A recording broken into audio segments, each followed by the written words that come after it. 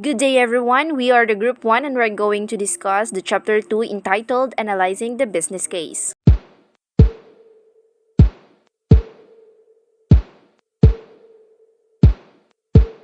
So we have here the chapter objectives. So after this discussion, the students will be able to explain the concept of a business case and how a business case affects an IT project, describe the strategic planning process and why it is important to the IT team, conduct a SWOT analysis and describe the 4 factors involved, explain the purpose of a mission statement, explain how the SDLC serves as a framework for systems development, list the reasons for a systems project and factors that affect such projects.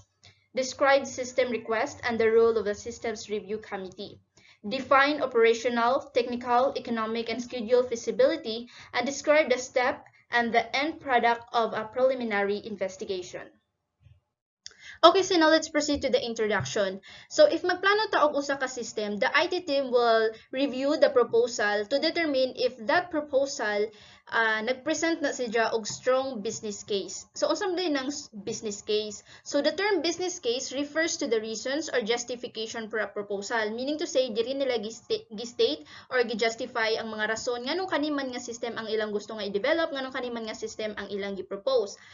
So a strong business case suggests that the company should pursue the alternative above other options because it would be in the firm's best interest to do so.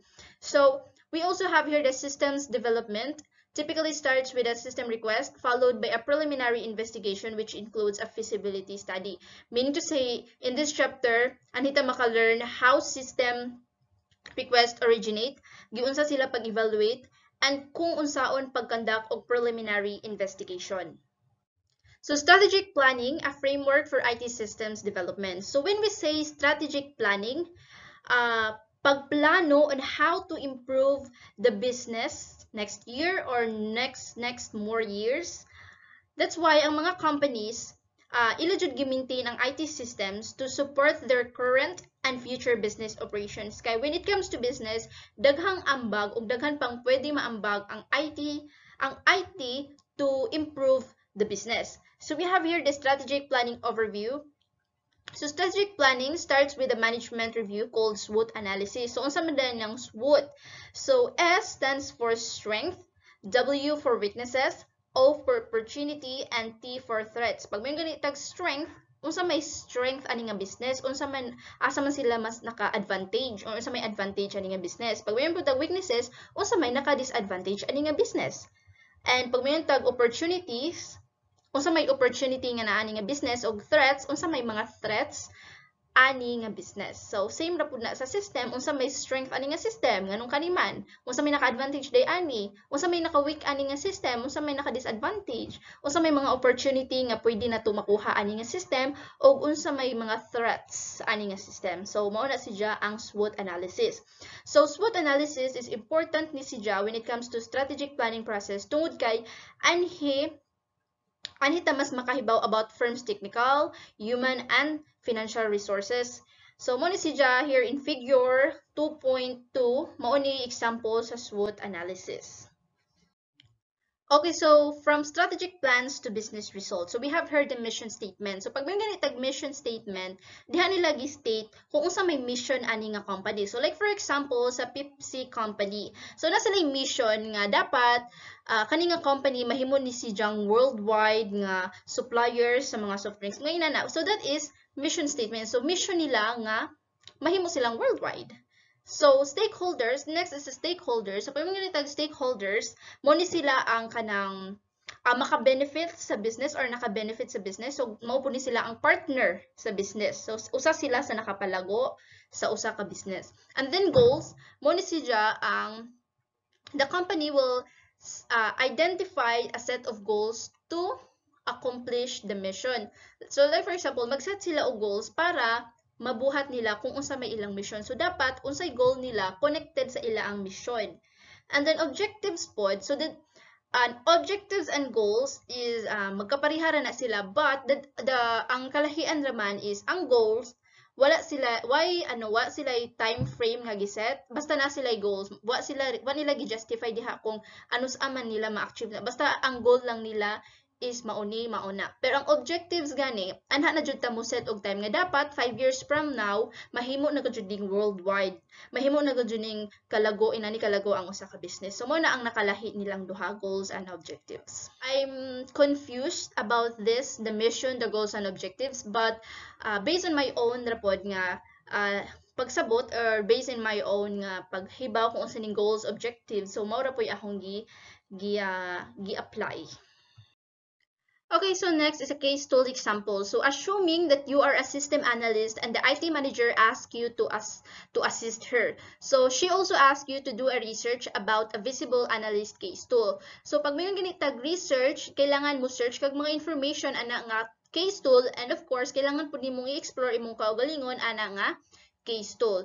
So inig-open nimo sa ana nga case tool, muagi sa kadaan sa strategic planning, usa ka moabot sa planning statement. So, unsa man din ang planning statement? So, planning statements can include assumptions, goals, objectives, and critical success factors, and many other types of statements. So, daghang tools na pwede gamiton in planning. Some analysts use traditional text method like Microsoft Word, while some analysts prefer a spreadsheet method like a Microsoft Excel, but visible analyst case tool is the most effective approach to use. So, di bali ang analyst case tool, mo jud ni siya ang pinaka-effective or mas pinaka-gigamit sa mga analyst, system analyst. So next is the role of the IT department in project evaluation. So we have here the management, leadership, and information technology are linked closely, and remarkable changes have occurred in both areas. So 10 years ago, the typical IT department handled all aspects of the system development. So ilang i-handle ang tanang aspects of system development ug mo-consult sila og users only when the department wanted user input. So today, systems development is much more team-oriented. So unlike before nga wala nila gi-involve tanan. So karon ila na jud gi-involve tanan na anay gitawag nga teamwork. Kay kung yung ginitag team-oriented, it refers to a teamwork. So karon na anay teamwork ang pag-develop sa usa ka system, and especially in IT industry, you need to work with collaboration. So makig-collaborate ka sa uban for a better result of the system development. And although team-oriented development is the norm, some companies see the role of the IT department as a gatekeeper, meaning to say that IT department is responsible for screening and evaluating system requests. So next is the future. So if you look into the future, so kung atong tan-awon ang future or atong i-imagine ang future, what will happen in this world 10 years from now or 20 years from now, unsa na mahitabo sa kalibutan, unsa na kay mahitabo sa Pilipinas. So unsa na kay mga advancement nga mahitabuan na, unsa na ka-advance ana nga time. So kay di ba karon gani advanced, grabe na nga atong technology, how much more kaha inigabot og 10 years, abot og 20 years. Unsa na kaha, di ba? Unsa na kaha ko ato imagine, unsa na kay mahitabo, unsa na ka high-tech sunod. So, sa atong pag-imagine, here is what you might see. Unsa mo ni ang atong mga ma-imagine. So, nanay mga new industries, nanay mga new products, services emerging from amazing advances in information technology. So, nanay mga services nga grabe na ang advancement niya sa information technology. So, wasabtin nanay mga car nga mulupad.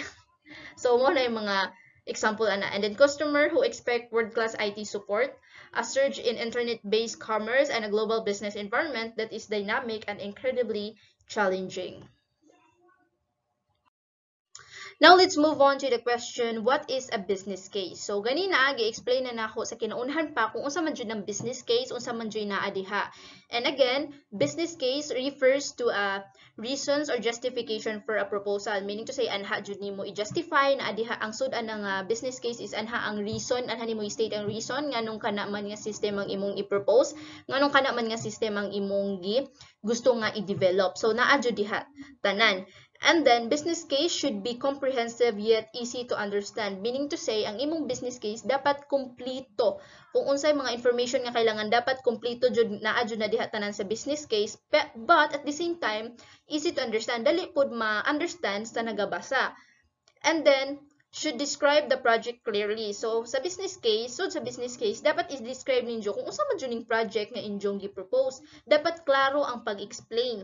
And then provide a justification to proceed. So imong i-justify diha nganong kailangan man i-proceed ning project, unsa ba day na ani, unsa may matabang ani sa mga tao. So mo na ang ibutang ninyo diha. And then estimate the project's financial impact. So unsa may financial, when it comes to, when we say financial, it's about money. So kailangan i-state nimo diha pila ka magasto, unsa ka kadako ang magasto kung ato ning i-proceed ni nga project. So mo na siya ang sa business case. The main reason for system requests are improved service, reduced cost, stronger control, more information, support for new products and services, and better performance. So first is improved service, showing a customers how important he or she is to you and the business by interacting with a he or she a friendly, helpful, and positive way. So the idea is to leave a lasting impression on customers by working with them and assisting them in the best way possible. So ipa-feel nimo na importante sila and kamao kamo hatag og support sa customers and di lang nimo ituring og customer sila ba as pwede pud also as a friend. Tagaan nimo og idea or kamao kamo tubag sa mga gusto nila or mga question nila, then encourage nimo. Next is reduce cost. The current system could be expensive to operate or maintain as a result of technical problem, design weakness, or the changes demand of business. It might be possible to adapt the system to newer technology or upgrade it. Dako sila og gasto sa current system nila na gigamit, but if i-upgrade nila ang technology na ilang gigamit, makaless sila or makareduce sila og cost kay more on automatic naman kay sa dati na manual jud na step by step ilang buhaton din malangan pa mo, diba? Then stronger control. A system must have effect controls to ensure that data is secure and accurate.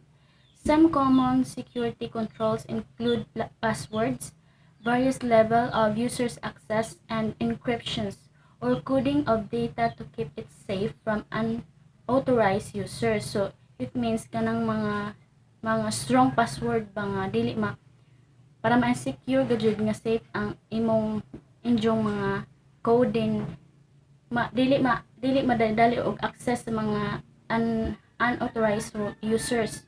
So dili nila ma-copyright ang inyong mga product nga pang kuanon kasaganan ra bang mga mo copyright ana kay mga competitors, labi na kay gusto nila nga dili sila lamangan ba. More information system consisting of the tools and techniques used to gather, integrated, and disseminate the outputs of project management process. It is support all aspects of the project from initiating through closing and can include both manual and automated system. So it means nga if more information sa inyong project more nga dako silag salig kay tungod kay naa sila nakita nga mga details nga mga information about sa inyong project. So makadagdag support po na sa mga project ninyo nga mga information sa inyong kuan kay makakita man sila og unsay mga advantages or disadvantages ana mo nang ma-encourage sila nga ganahan sila ana nga product. Support for new product and services. Good support makes customers feel like you're in their side, so which improve their sense of loyalty to your product and your business. Encourage customer to buy more from you. So next is better performance. More work accomplished in shorter time and or using fewer resources. Factors that affect system projects. So they have two factors affect system project, which is internal and external factors. So first is internal factors.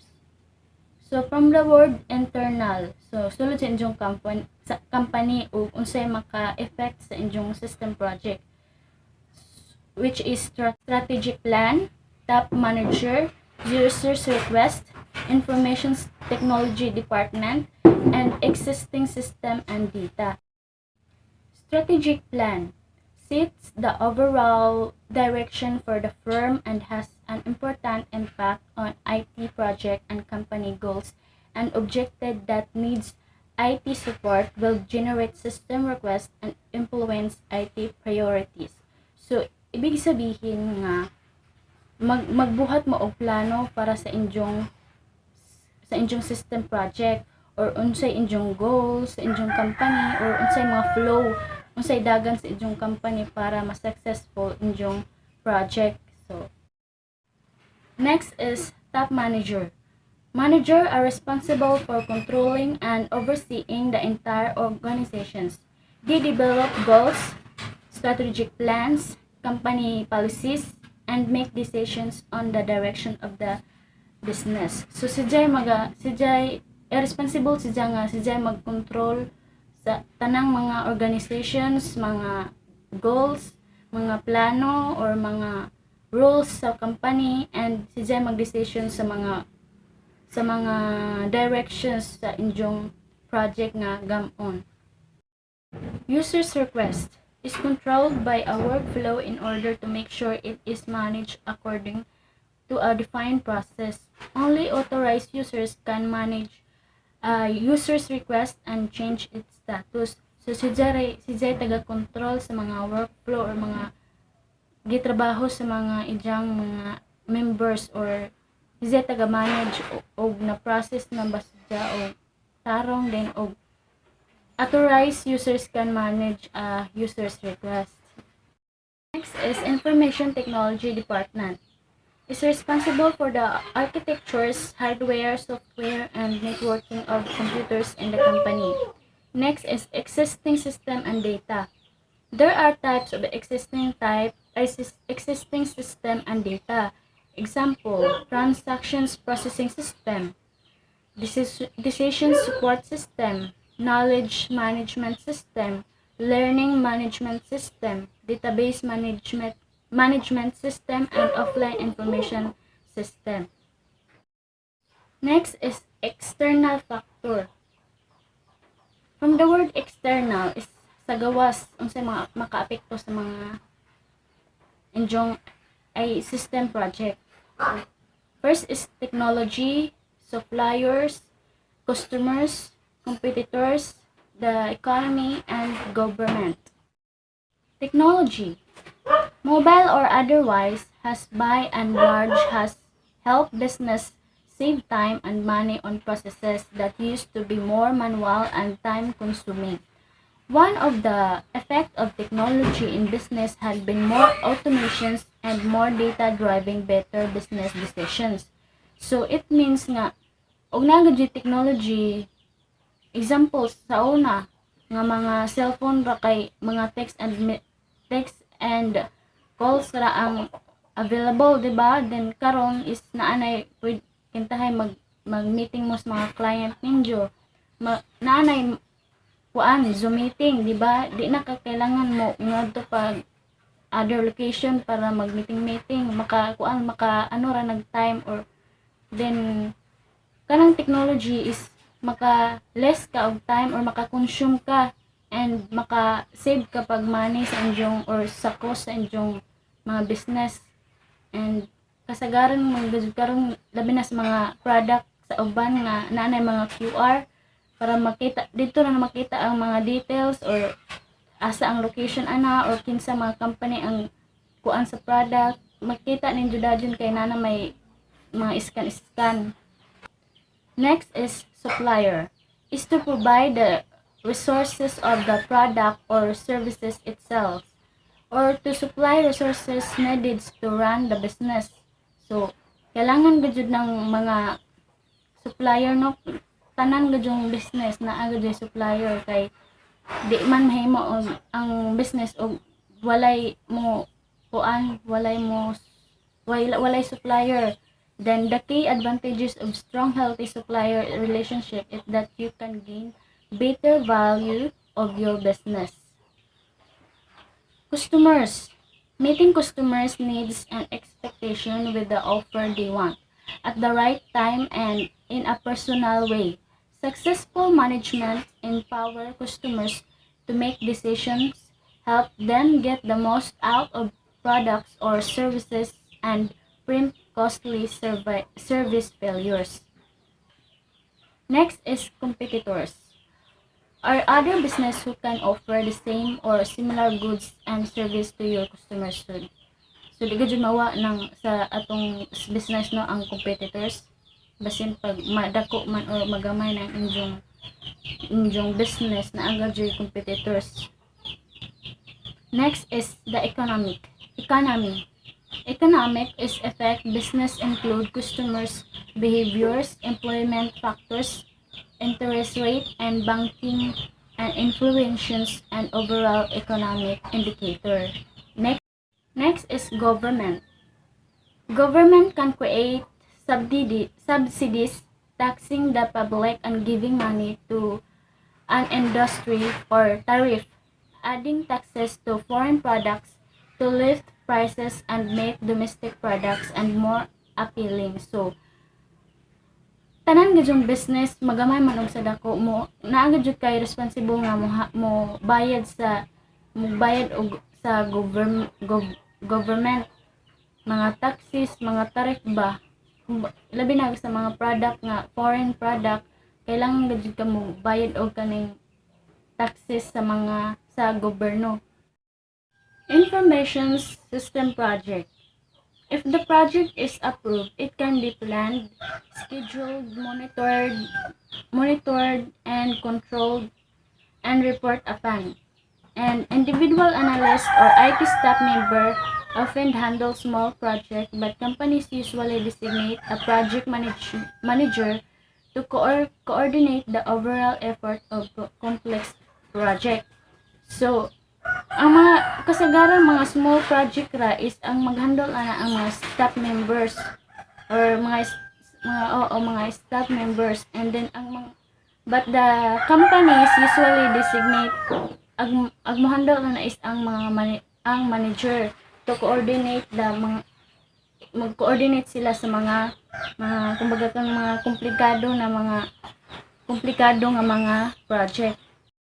Evaluation of system request. Evaluating the system request is provide various experience and knowledge at the time of evaluating system requests. Priorities can be set more effectively than any individual in system review committee. So, mag-evaluate sila sa ilang system request. So, maghatag sila mga experience, mga knowledge nila, o unsay mga kuan sa system request. Next is system request form. Dito makita ang mga descriptions sa mga system request.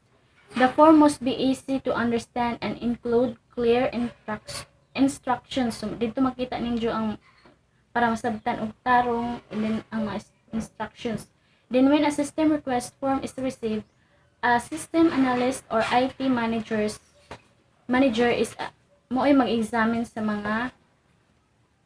mag-examine and system request committees. Most large companies use a system review committee to evaluate system request. So kasagaran mga dagkong company is maghimo sila og kanang evaluation sa ilang system request. But the smaller companies rely on one person to evaluate system request instead of committee. So muasar sila sa usa ka person ba or sa kibali sa manager nga mo'y mag-evaluate sa system request. So the goal is to evaluate the request and set priorities. First is operational. Is measure how well a proposed system solve the problem. So unsaon nila pag mag ano sila o ma-cooperate sila kung saan nila pag-solve ang problems.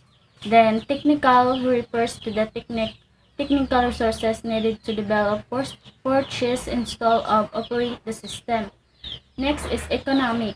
To demonstrate the net benefits of proposed project for accepting or disbursing electronic fund benefits, taking into considerations the benefits and cost of the agency. The last is schedule. Degree to which a deadline for a strategy plan, project, or process is lasting and achievable. Example, ilang ratings is 82% to 90.